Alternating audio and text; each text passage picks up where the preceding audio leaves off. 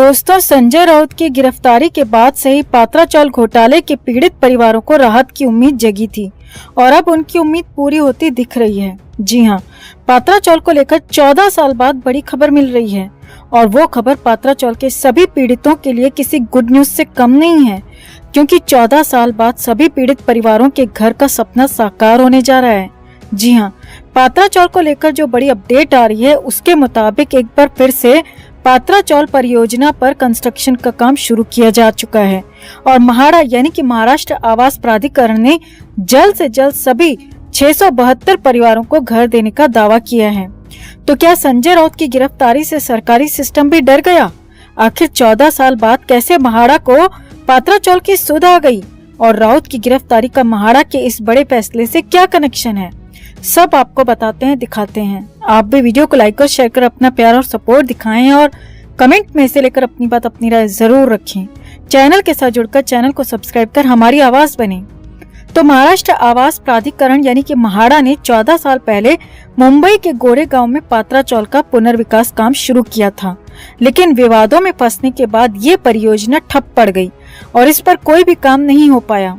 अब ये काम फिर से शुरू होने जा रहा है। जी हाँ, महाड़ा इसे पूरा करने की प्रक्रिया में है और इसका दावा खुद महाड़ा के अधिकारी कर रहे हैं। दरअसल खबर है कि पिछले महीने Maharashtra housing and area development authority यानी कि महाड़ा ने भूखंड के अपने हिस्से पर इमारतों पर लंबित काम को पूरा करने के लिए बोलियां मांगी थी। महाड़ा की जमीन के हिस्से पर बने घर शहर के कम लागत वाले आवास स्टॉक में जोड़ दिए जाएंगे और सबसे अच्छी बात यह है कि महाड़ा ने 672 पात्राचौल निवासियों के पुनर्वास के लिए इमारतों के निर्माण का काम भी शुरू कर दिया है।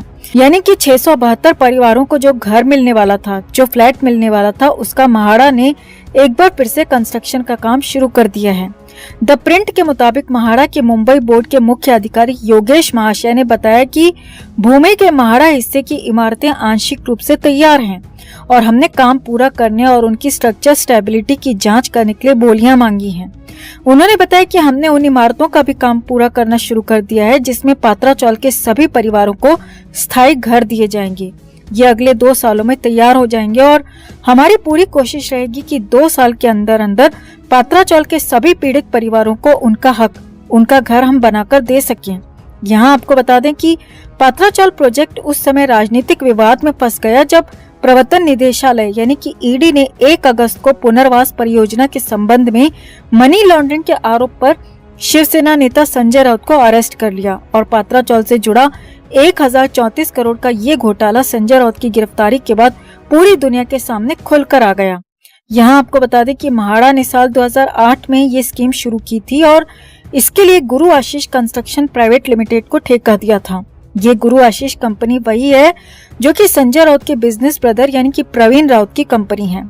महाड़ा की इस डील के मुताबिक गुरु आशीष कंपनी को यानी कि प्रवीण राउत की कंपनी को 47 एकड़ में फैली चौल के भूखंड का पुनर्विकास करना था, 672 परिवारों का पुनर्वास करना था और भूखंड के एक हिस्से पर महाड़ा को सौंपने के लिए कम लागत वाला आवास स्टॉक भी बनाना था। लेकिन डेवलपर्स ने बीच में ही प्रोजेक्ट से अपना हाथ खींच लिया और 672 परिवारों को किराया भी देना बंद कर दिया।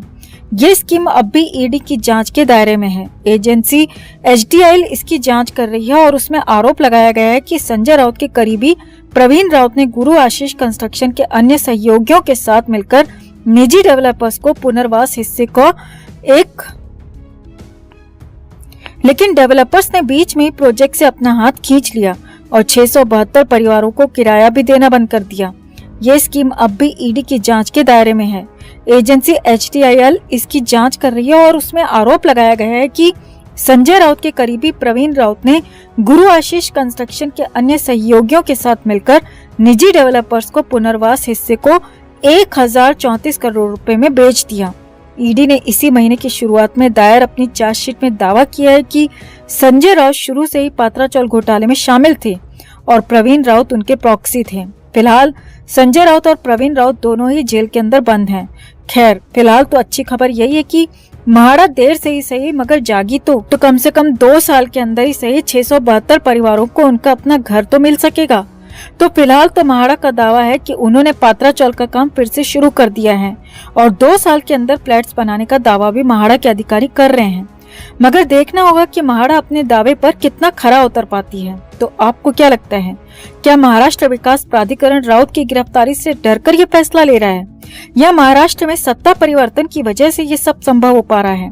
14 साल बाद 672 परिवारों को अपना घर मिलने की जो बड़ी खुशखबरी मिली है, उस पर आपकी क्या राय है?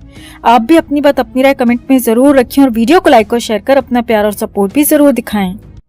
तो हमने आपको बताया था कि 27 सितंबर को विशेष अदालत ने संजय राउत की जमानत याचिका पर सुनवाई की, जिसमें कोर्ट की तरफ से फिलहाल राउत को किसी भी तरह की राहत नहीं दी गई है और अब 10 अक्टूबर को कोर्ट में एक बार फिर से राउत की बेल एप्लीकेशन पर सुनवाई होनी है और 10 अक्टूबर को ही संजय राउत की जमानत पर फैसला आ सकता है। अब कोर्ट में क्या कुछ हुआ ये हम आपको बता चुके हैं, मगर कोर्ट के बाहर कितना तमाशा हुआ ये आपको बताते हैं। तो संजय राउत का केस वैसे ही काफी हाई प्रोफाइल है, क्योंकि राउत एक वक्त में बड़े नाम रहे हैं। शिवसेना में उनका सिक्का चला करता था, मगर वक्त बदला तो सब उलट हो गया, सारी तस्वीर बदल गई। खैर, बड़े नाम है तो कोर्ट में जब जब राउत के मामले की सुनवाई होती है तो भारी संख्या में पुलिस बल के साथ ही मीडिया कर्मी भी मौजूद रहते हैं, क्योंकि सबको राउत की कोर्ट की हियरिंग को कवर करना होता है। और हर बार की तरह इस बार भी विशेष अदालत की कॉरिडोर के बाहर काफी संख्या में मीडिया कर्मी मौजूद थे। सामने आया है कि जब संजय राउत को फिर से जेल ले जाया गया तो उसके बाद संजय राउत के वकील को मीडिया के सामने कोर्ट के अंदर क्या कुछ हुआ इसे लेकर ब्रीफ करना था, यानी कि संक्षेप में बताना था कि कोर्ट में क्या कुछ हुआ। मगर खबरों की माने तो संजय राउत के वकील मीडिया से मुखातिब हुए बिना ही अपनी गाड़ी में बैठने लगे और जाने की तैयारी में थे। मगर मीडिया वाले भी सूंघ कर खबर का पता लगा लेते हैं, लिहाजा मीडिया कर्मी तुरंत राउत के वकील की कार के पास जमा हो गए और राउत के वकील से पूछा कि आखिर कोर्ट में क्या कुछ हुआ। इस पर पहले तो वकील ने सिर्फ इतना कहा कि 10 अक्टूबर को सुनवाई होगी, आज कोई फैसला नहीं आया। मगर जैसे ही मीडिया कर्मियों ने क्रॉस क्वेश्चन करना शुरू किया तो वकील साहब का पारा हाई हो गया और वो बुरी तरह भड़क गए और कहने लगे कि तुम लोगों की गलत मनगढ़ंत बातों के चक्कर में ही आज संजय राउत जेल में हैं।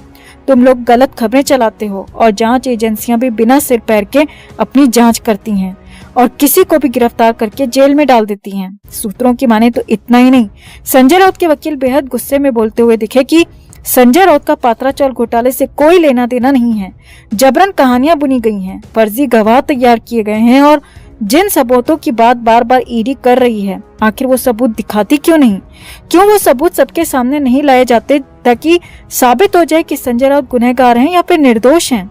राउत के वकील ने आगे कहा, मैं दावे से कह सकता हूं कि ईडी के पास किसी भी तरह के सबूत नहीं है। संजय राउत पर आरोप साबित करने के लिए ईडी के पास किसी भी तरह के साक्ष्य नहीं है। ईडी तो बस स्वप्ना पाटकर और अनंत पाटिल के कंधे पर बंदूक रखकर अपना काम कर रही है, मगर कोर्ट जब सबूत मांगेगा तो ईडी के पास दिखाने और बताने को कुछ नहीं होगा।